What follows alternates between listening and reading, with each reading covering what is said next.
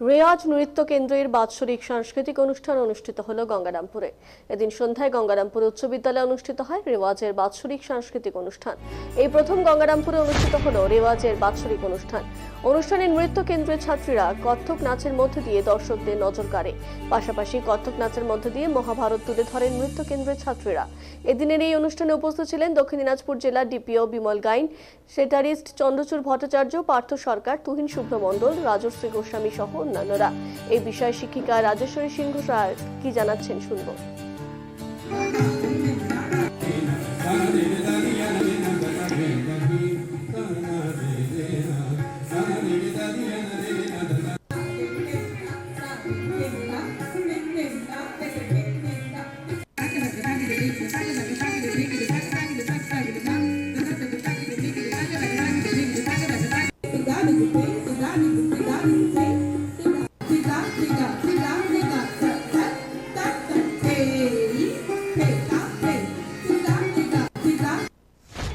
আমার নাচের প্রতিষ্ঠান হচ্ছে রেওয়াজ।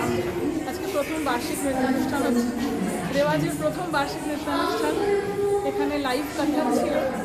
এখনও বাচ্চাদের দেশ দিয়ে শুরু হয়েছে এবং পরে আছে একটা থিয়েট্রিক্যাল ড্রামা মহাভারতের। এখানে গেস্ট পারফরমেন্স আছে, গেস্ট পারফরমেন্স বালুঘাট ছন্দন আছে, অ্যানি দত্ত চক্রবর্তী গেস্ট পারফর্মার, আর আমার সমস্ত ছাত্রছাত্রীরা মিলে প্রেজেন্ট করছে। ট্রিবিউট দিচ্ছি আমরা সলিল চৌধুরীকে তার 100 বছর জন্মজয়ন্তী উপলক্ষে এবং রাজ কাপুরকে তার 100 বছর জন্মজয়ন্তী হচ্ছে।